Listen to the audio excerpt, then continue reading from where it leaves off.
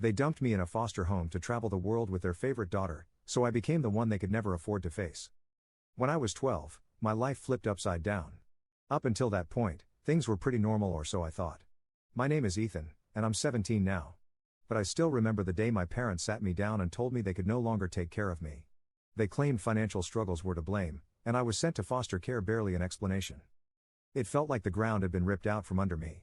I didn't understand how two people who were supposed to love me could just leave. At first, I believed them. They said they had no choice, that it was temporary, and that they'd figure things out. But days turned into weeks, weeks into months. My foster parents, the Thompsons, were kind and patient, which was a relief considering how much anger and confusion I carried. They did their best to make me feel at home. Despite everything though, I kept holding on to the hope that my parents would come back. Then one day, about a year after they'd left, I stumbled across their social media profiles. It felt like someone had sucker punched me. Instead of the financial struggles they'd claimed, I found photos of them sipping cocktails on beaches, posing in front of landmarks, and talking about how free their new lifestyle made them feel. They had become full-time travelers, living their so-called dream while I was stuck in foster care trying to piece my life back together. I couldn't believe what I was seeing. They even had a travel blog complete with pictures and captions like living our best lives and grateful for this amazing journey. There was no mention of me, my little sister Jenna, or the life they left behind. I read every post obsessively hoping for some kind of explanation, but all I found was their endless bragging about how much they loved their new life with their favorite daughter. Jenna, I later learned, had been sent off to boarding school like some unwanted afterthought. That was the moment I knew I couldn't count on them anymore. My heartbreak turned into something else, determination. If they weren't going to be there for me, then I'd have to figure it out myself. The Thompsons helped me a lot during that time. They weren't rich or flashy like my parents pretended to be, but they were kind. They made sure I had what I needed, encouraged me in school, and gave me a sense of stability I hadn't realized I was missing. I threw myself into my studies, joining every club and extracurricular I could. It was my way of staying busy but also my way of proving to myself that I could rise above the situation. I met my best friend Jake that year. He had this ability to make everything feel normal even when my life was far from it. He didn't judge me when I told him my parents had left or when I vented about how unfair it was. He just listened. And honestly, that made all the difference. But my parents weren't done shaking up my life. One day while scrolling through their blog again, because let's be honest, I couldn't stop checking, I saw a new post. This one hit harder than the others. They'd just returned from some exotic island raving about how simplifying their lives had given them true happiness. The whole thing made me sick. I sent them a long angry email, laying out everything I felt. How abandoned I was. How unfair it was that they got to live this glamorous life while I had to start over from scratch. Their response? A short dismissive reply that said I was being ungrateful and didn't understand their sacrifices. That was the last straw. I decided then and there to cut them out of my life entirely. If they wanted freedom, they could have it, just not at my expense. With the help of the Thompsons, I started learning about saving money and setting goals. I got a part-time job and saved every penny I could. By the time I turned 16, I had a small savings account and the determination to make it grow. That year, I also found out I'd qualified for a scholarship. It wasn't just any scholarship either. It covered nearly everything. I still remember the look on Mr. Thompson's face when he found out. He was so proud he almost cried. Hearing him talk about me like that made me realize how far I'd come. By the time I turned 17, I was thriving. I'd won an academic excellence award which got a lot of attention online. I posted about it, excited to share my accomplishment, only to see a comment from my parents. They wrote something generic, like "so proud of you. Let's reconnect soon." It was infuriating. They hadn't been there for me. And now that I was finally succeeding, they wanted to swoop back in. No way. I didn't reply. Instead, I focused on my future. I had a plan, and I wasn't going to let them derail it. I'm 17 now, and things have started to look up for me. Against all odds, I secured a full ride to an Ivy League school to study business. The Thompsons were ecstatic when I told them. And honestly, their excitement made the moment even better. It felt like everything I'd worked so hard for was finally paying off. I packed my things and moved into my dorm determined to make the most of this opportunity. In my first semester, I landed an internship at a major investment firm. It wasn't glamorous, mostly data entry and shadowing, but it was a foot in the door. I didn't mind starting small. Every experience was a step closer to my goal of financial independence. A few months into my first year, I got an email from my parents. It was the first time I'd heard from them in years. They wrote about how things had been difficult lately and mentioned that they were proud of my accomplishments. At first, I thought it was a generic attempt to reconnect. Then towards the end of the email, they slipped in a comment about how hard it was to make ends meet and how they'd appreciate any help I could offer now that I was doing well. I didn't respond. I cut them out for a reason, and I wasn't about to let them worm their way back into my life now that they needed something. Ignoring them felt like the right move, but they didn't stop there. A few weeks later, I got a message from Jenna. Jenna and I hadn't talked much since everything happened. She'd been sent to boarding school when we were kids, and our parents kept us so separate that it felt like we'd grown up in different worlds. When I saw her name pop up on my phone, I wasn't sure what to expect. She apologized for being distant and told me our parents had been contacting her, trying to get through to me. She mentioned that they were pressuring her to help bring the family back together and had even guilted her about how I'd abandoned them. I invited Jenna to visit me at school. I hadn't seen her in years, and I needed to know what was really going on. When she showed up, she looked different, older, but also tired in a way that didn't seem right for someone her age. Over coffee, she told me about her life at boarding school. It sounded strict and miserable. The kind of place that broke kids down instead of building them up. Then she dropped the bombshell. Our parents were broke. They'd been struggling for a while, maxing out credit cards to keep up the image of their dream life. Jenna told me they were back in the US now trying to become travel influencers, but it wasn't working. They burned through their savings and were in serious debt. Apparently, they'd started selling off personal belongings just to stay afloat. Hearing this didn't surprise me as much as it probably should have. I knew their lifestyle wasn't sustainable, but it still felt strange to have confirmation. Jenna mentioned that she was planning to leave boarding school early and stay with friends because she couldn't take it anymore. I supported her decision and told her to let me know if she ever needed help. Meanwhile, my internship was going well. I must have done something right because they offered me a part-time paid position during the school year. Balancing work and classes wasn't easy, but I'd gotten used to juggling responsibilities. It felt good to know I was earning my own money and building a future that no one could take away from me.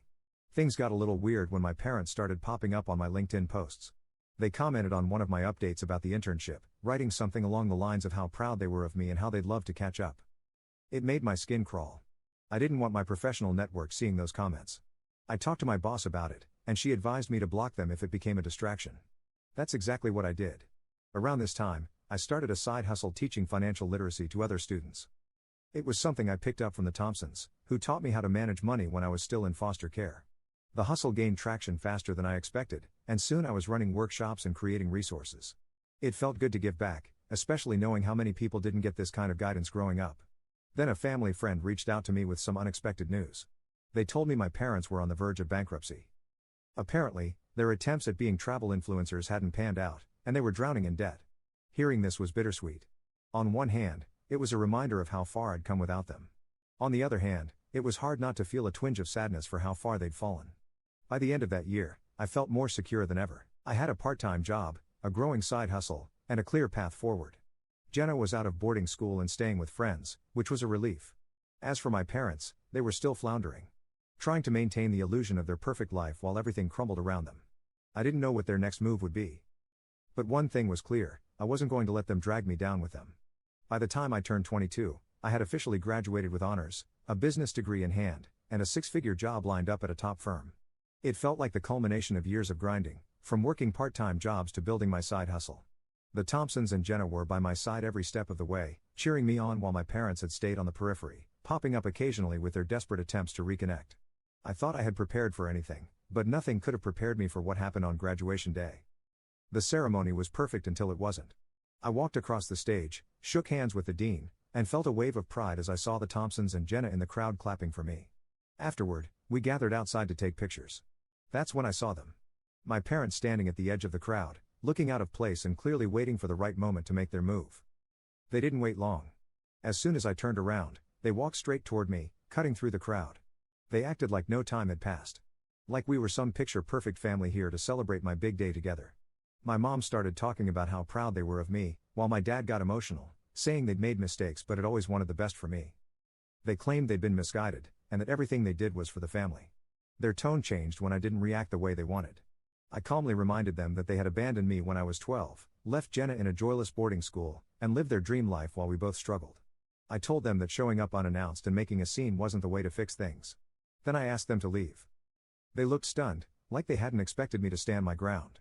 Jenna stepped in at that point, telling them she was done with their manipulation. She said that after everything they had put us through, they had no right to disrupt this moment.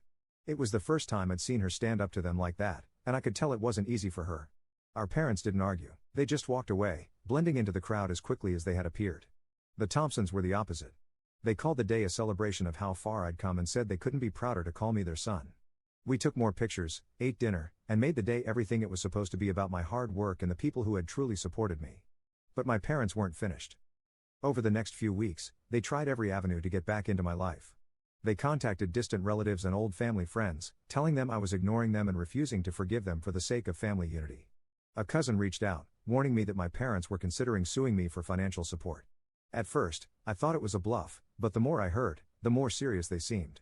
I consulted a lawyer who assured me they didn't have a case since I'd been placed in foster care and had no legal obligation to them. Their threats were empty. Still, the fact that they would even consider suing me showed just how far they were willing to go. When that didn't work, they turned to social media. They started posting long rants about how I was an ungrateful son who had forgotten his roots. They painted themselves as victims, claiming they had sacrificed everything for me and Jenna only to be abandoned in their time of need. Their posts were dramatic and full of half-truths, but I knew better than to engage. My colleagues and friends saw the posts and rallied around me, reminding me to focus on my work and let the noise fade into the background. Meanwhile, my side hustle had taken off. What started as workshops and resources for students had grown into a full-fledged consulting business. I was running webinars, collaborating with schools, and even speaking at events about financial literacy.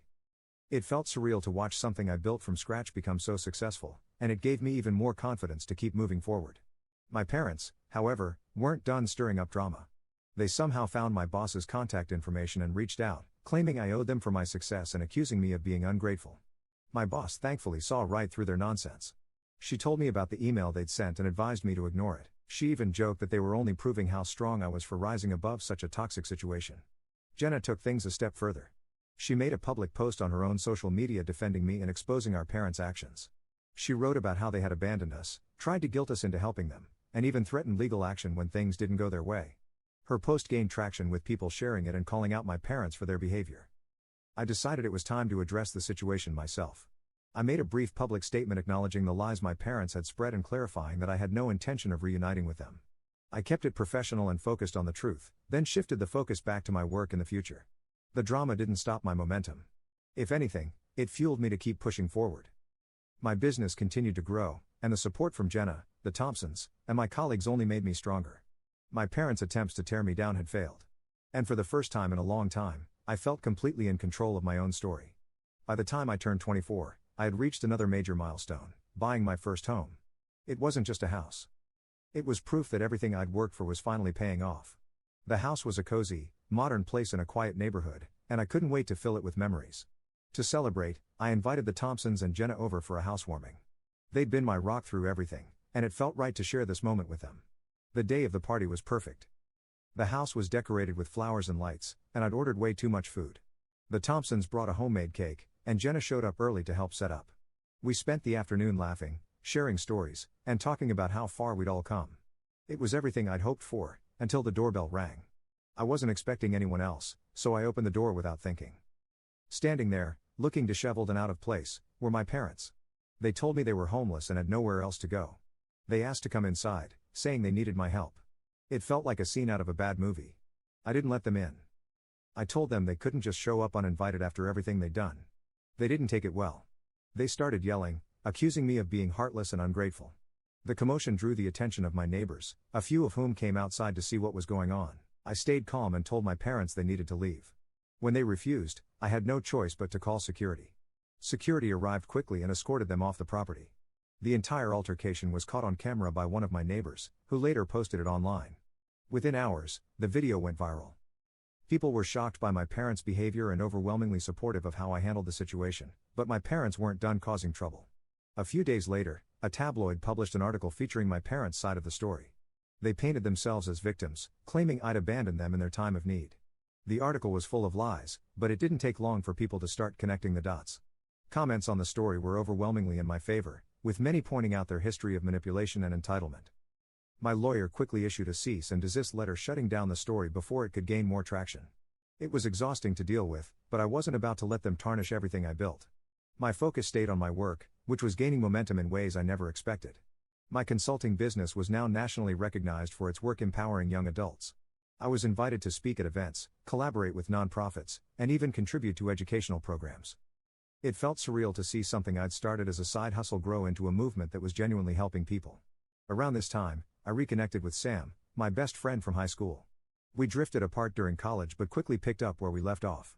He became one of my biggest cheerleaders, always reminding me of how far I'd come and helping me stay grounded.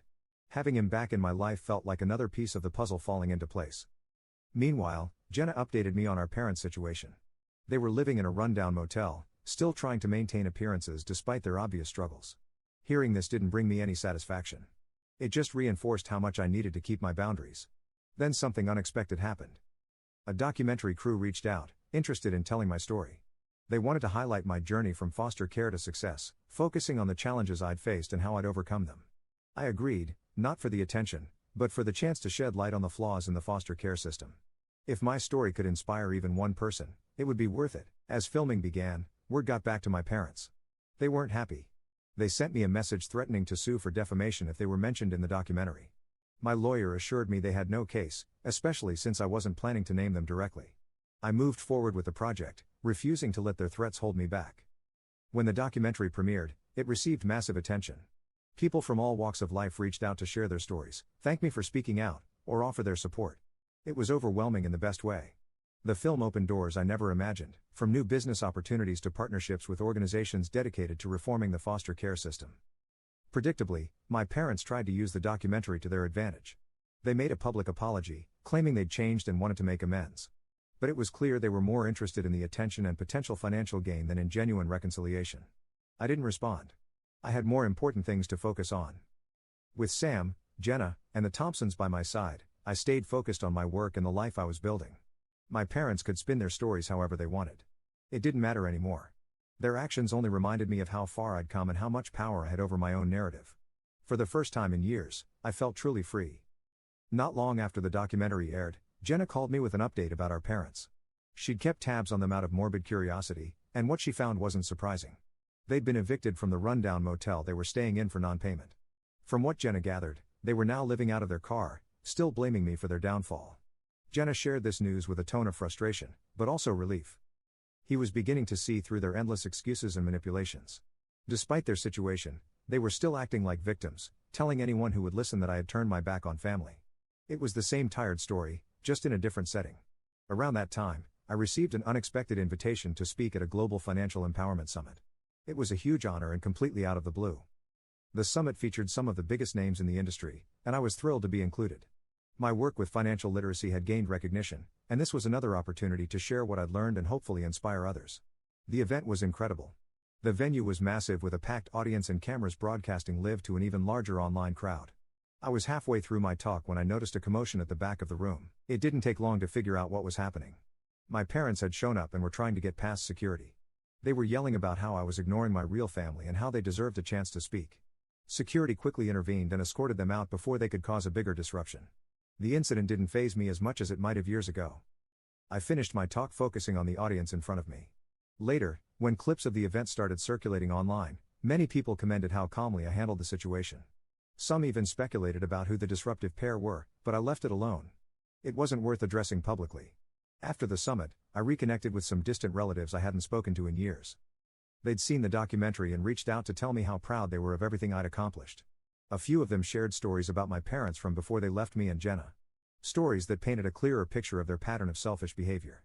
It was validating to know that others saw through their facade even before things fell apart. Not long after, my parents took their antics to the next level. They started crowdfunding campaigns claiming they were destitute because I refused to help them. They framed it as a sob story about being abandoned by their successful son, conveniently leaving out their years of neglect and manipulation. The campaigns gained some traction at first, but it didn't take long for people to connect the dots. Multiple users flagged the campaigns for fraud, and they were eventually taken down. The backlash only worsened their reputation. While all this was happening, I quietly made arrangements to help Jenna. She had been through so much, and I wanted to make sure she had the support she needed to heal. I found a therapist she trusted and set up educational resources to help her explore her own career goals. She'd always been smart and resourceful, and I wanted to give her every chance to thrive.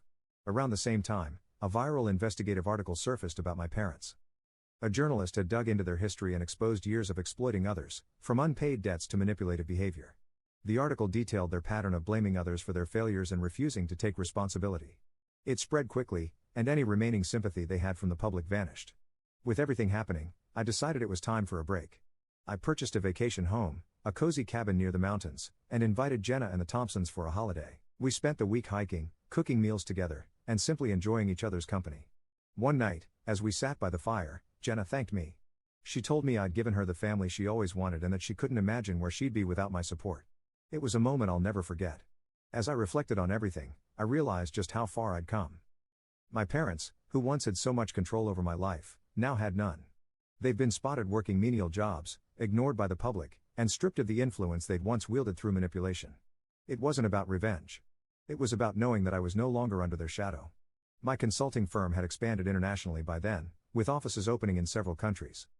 The work was fulfilling in ways I couldn't have predicted, and I was proud of the legacy I was building. Still, I felt a pull to give back even more. Inspired by my own experiences, I decided to donate a portion of my wealth to foster care reform. The money would fund scholarships, mentorship programs, and resources for kids like me who had been through the system. For the first time in a long time, I felt completely at peace. My life wasn't perfect, but it was mine. I had the family I chose, the career I built, and the freedom to write the next chapter on my own terms, and that was more than enough. A few years after buying my first home, my life hit another major milestone. I got married. My partner, someone who had been my biggest supporter, shared my values and truly understood my journey, proposed in a way that felt simple yet meaningful, exactly what I wanted. We decided to keep the wedding small, inviting only those who had genuinely been there for me, the Thompsons, Jenna, Sarah, and a few close friends. It was a day filled with love, laughter, and celebration. But, of course, my parents tried to ruin it. On the day of the wedding, just as the ceremony was about to start, security informed me that two people were at the gate insisting they were family. It didn't take long to figure out who they were. My parents, true to form, had shown up uninvited. Security handled it quickly and professionally, escorting them away before they could cause a scene. I barely gave it a second thought. I wasn't going to let them disrupt one of the happiest days of my life. The wedding was everything I'd hoped for and more. The Thompsons gave a heartfelt toast welcoming my partner into the family. Jenna, who'd grown into a confident, thoughtful young woman, shared her gratitude for the bond we'd rebuilt. A few months later, she officially changed her last name to distance herself from our parents. She told me it felt like closing a chapter and starting fresh. Around the same time, I received an award for my contributions to financial literacy and foster care reform. The ceremony was humbling, with so many incredible people in attendance, including leaders I'd admired for years. When I stepped on stage to accept the award, I saw the Thompsons and Jenna in the audience. Their smiles reminded me of how far we'd all come. It was a moment I'll never forget. Not long after, my parents sent a desperate letter. It was handwritten, filled with apologies, excuses, and pleas for help. I didn't read it. I couldn't. It wasn't about anger or resentment anymore. It was about protecting my peace. I placed the letter in a drawer and moved on, choosing not to let them take up any more space in my life. Shortly after, the Thompsons came to me with an idea that caught me off guard. They wanted to officially adopt me. I was already an adult, but they said it wasn't about legality. It was about making it official in their hearts. The process was surprisingly simple, and standing in the courthouse with them that day felt like closing one door and opening another. I finally had the family I'd always wanted. As if life wasn't full enough, a journalist reached out about writing a book inspired by my story. They wanted to dive deeper into my journey. Not just to spotlight my success, but also to shed light on the systemic challenges faced by kids in foster care. I agreed. And the book turned into a bestseller, sparking conversations across industries and communities. Meanwhile, Jenna was thriving. She graduated college, something our parents had once dismissed as unnecessary, with a degree she was passionate about. I'd funded her tuition knowing it was an investment in a future she deserved. At her graduation, she gave a short speech thanking me and the Thompsons for believing in her. It was one of those full-circle moments that made everything feel worthwhile. As for my parents, the last I heard, they'd moved into a shelter. They burned every bridge and exhausted every resource. Their crowdfunding campaigns were flagged for fraud, and their manipulative tactics had alienated even the most forgiving relatives.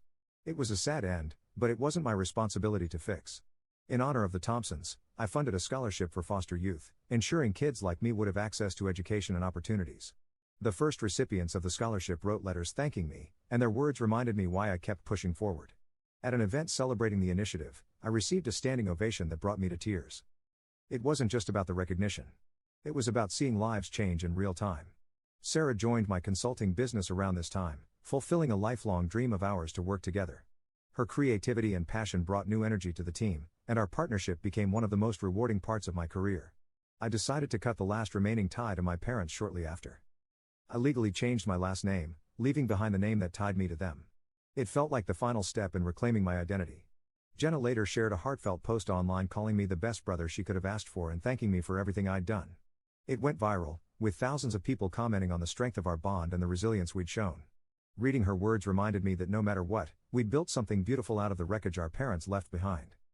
As I looked to the future, I felt nothing but pride. I had the family I chose, the career I built, and the ability to make a difference. My parents were just a shadow in the distance. A reminder of where I started, but not where I was going. For the first time in my life, I felt truly free.